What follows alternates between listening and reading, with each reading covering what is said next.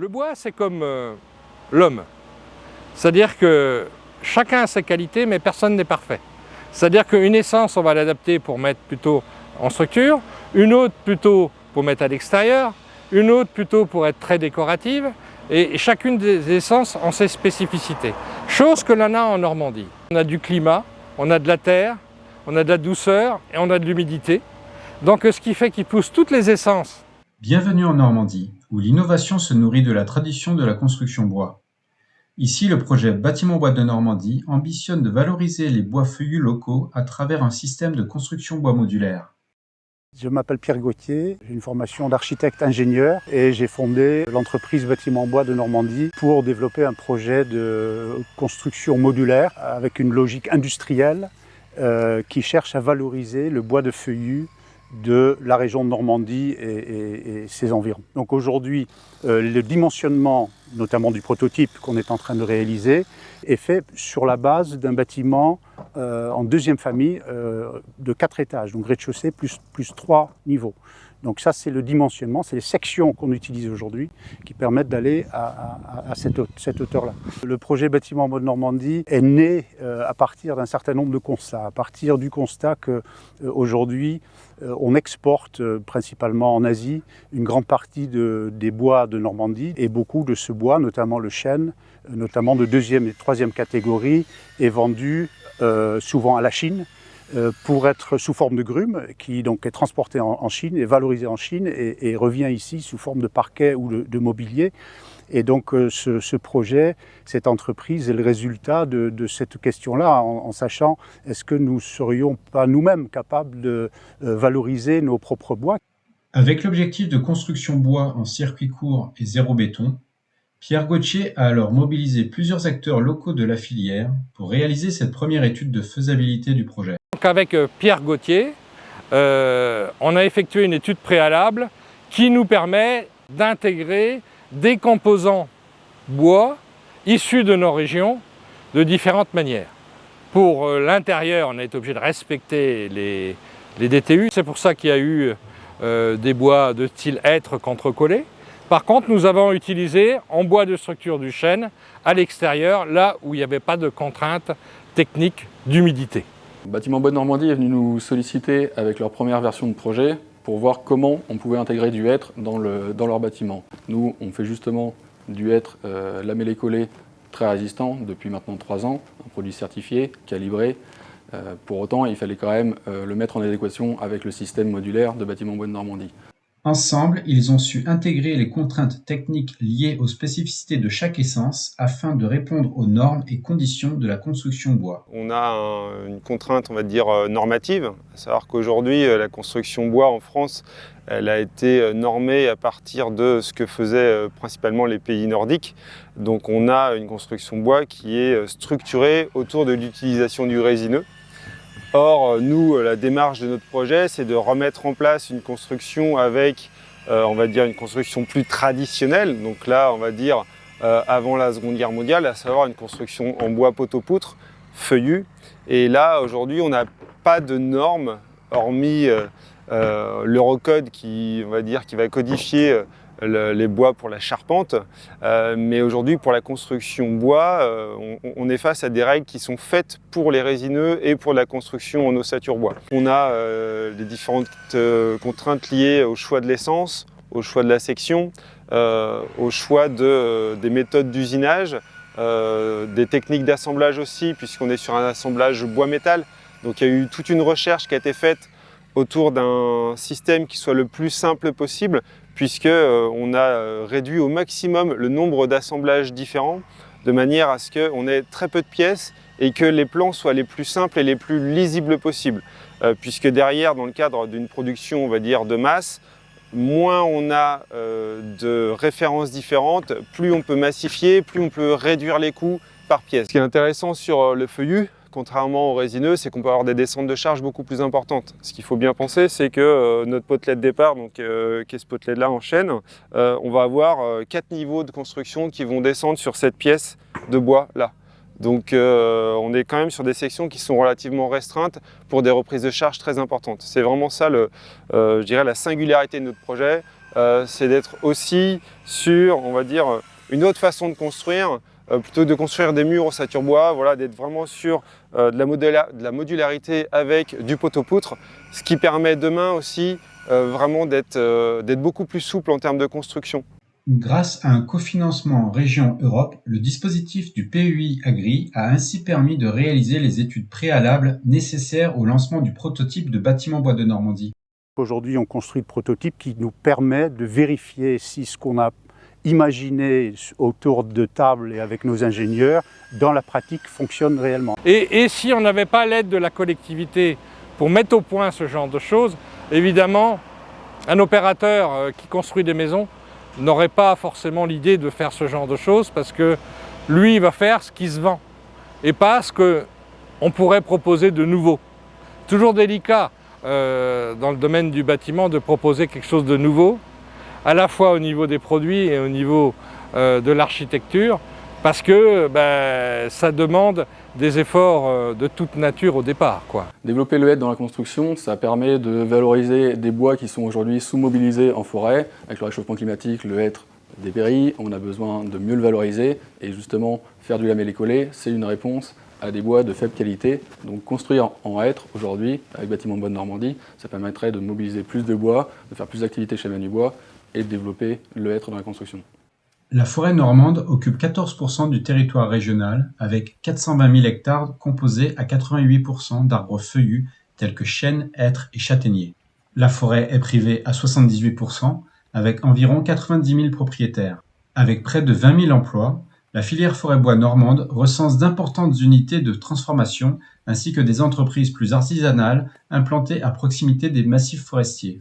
Considérée comme forêt de production, la forêt normande a pour vocation de produire du bois d'œuvre de qualité. Non seulement on travaille avec le bois local, donc on valorise notre matière première locale, mais en plus on fait travailler les entreprises locales, ce qui fait que c'est plutôt donc, le pourcentage inverse, c'est-à-dire 70% des investissements liés à nos projets, nos coûts de construction, restent dans l'économie locale, ou on va dire régionale, à travers les entreprises et la fourniture de matières premières liées au projet. Pour développer le processus industriel, on a trouvé des partenaires, aussi bien des entreprises, des charpentiers, compagnons du devoir, spécialisés souvent dans la restauration, mais avec un savoir-faire immense, et qui sont intéressés aussi par ce type de, on va dire, de système constructif innovant, neuf, plus rapide, en mélangeant avec d'autres matériaux. Notre système d'assemblage est basé sur des pièces métalliques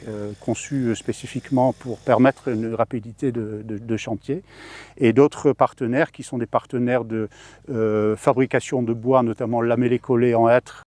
Le succès du projet repose également sur une collaboration étroite entre partenaires. On peut citer les bureaux d'études et autres experts en construction tels que Artemis et ECO, ainsi que les fournisseurs du matériau bois tels que la scierie Bellem et Manubois. Mon rôle, c'est de récolter ce que les forêts peuvent produire pour les aménager pour notre habitat. Nous avons 2 sites de production, un ici à Mortagne-au-Perche, où nous découpons les grumes, c'est-à-dire que les grumes arrivent de forêt et sont amenés ici à la scierie, où ils sont sciés en plateau, en poutre, en débit sur mesure.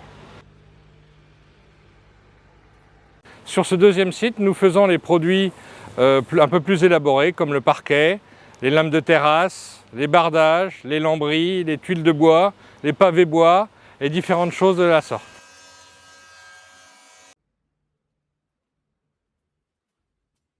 Mon rôle, c'est de promouvoir l'usage du hêtre dans la construction et d'accompagner tous les acteurs depuis la conception jusqu'à la mise en œuvre de nos produits. Manubois, c'est une entreprise du groupe Lefebvre, située en Seine-Maritime, à côté de Dieppe. Et sa mission, c'est de valoriser le hêtre issu des forêts locales.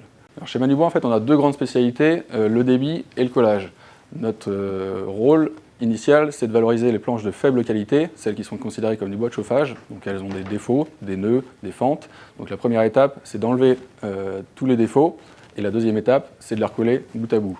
En fait, l'objectif, c'est à partir d'une ressource de faible valeur ajoutée, de faible qualité, en faire un produit à haute valeur ajoutée, du lamellé-collé ultra résistant, que ce soit pour la structure de bâtiment ou pour la menuiserie intérieure.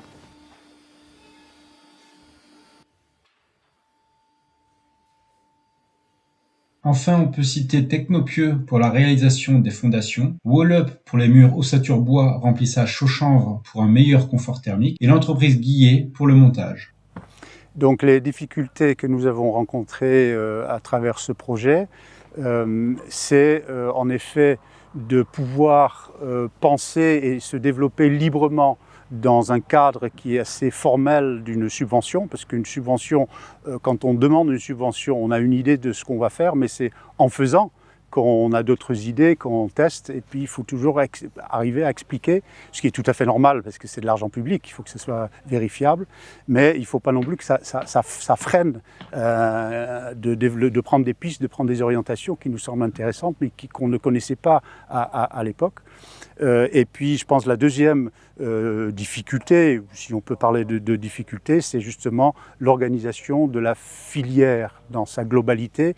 On sait, et on sait depuis très longtemps, que entre les propriétaires forestiers, entre première, deuxième transformation, entre les élus et puis entre les acheteurs, il y a pas forcément une solidarité extrême. Alors qu'il y a énormément d'études qui montrent que s'il y a une certaine solidarité, et j'ai parlé de contrat cadre tout à l'heure, une espèce d'accord sur, par exemple, annuellement, sur de certaines quantités en face de certains prix, ça revient au même.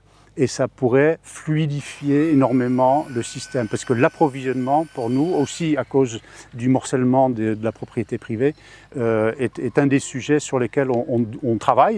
Pour faire face à ces difficultés, le projet est soutenu par des partenaires institutionnels issus du bâtiment, de la filière forêt-bois et du développement local. Dans le développement industriel de notre projet, le prototype n'est que la première étape. Donc la vraie contrainte, elle est arriver à pénétrer un marché de la construction bois avec un système qui soit vraiment attractif et d'un point de vue technique, facilité à mettre en œuvre pour les équipes sur place, et d'un point de vue économique pour pouvoir vraiment atteindre notre cible et pouvoir développer le système. L'objectif du prototype, c'est de mieux valider les points techniques et les coûts réels associés au projet. En parallèle de ça, on fait des études de prix pour pouvoir imaginer ce que ça donnerait si on faisait x10, x100 de façon industrielle. C'est-à-dire que le but, c'est de rationaliser tout ce que l'on va mettre en place, si le concept convient, et ensuite de l'industrialiser, tout au moins de le faire en grande série, de façon à pouvoir diminuer les coûts ensuite. Tout ça en répondant aux critères qu'on a donnés, c'est-à-dire l'utilisation maximum de produits locaux. Le prototype va aussi servir à être un bâtiment témoin, à être un showroom, si vous voulez, qui va nous permettre d'inviter des futurs clients privés ou institutionnels, bailleurs sociaux, mais aussi des élus et aussi la population pour venir voir à quoi ressemble notre système constructif.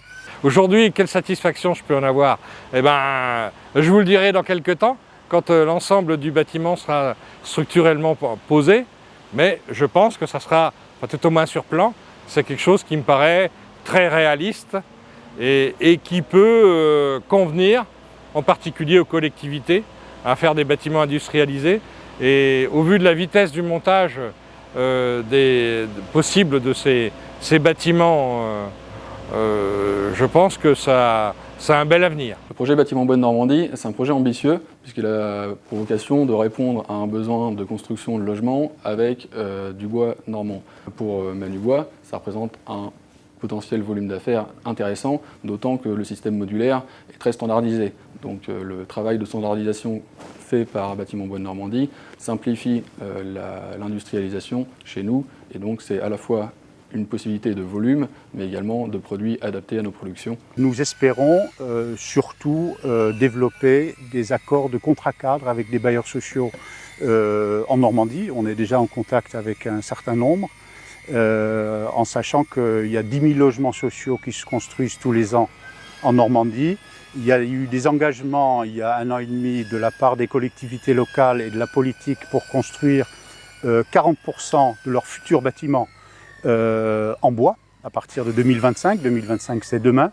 Et donc, nous espérons pouvoir être concurrentiels.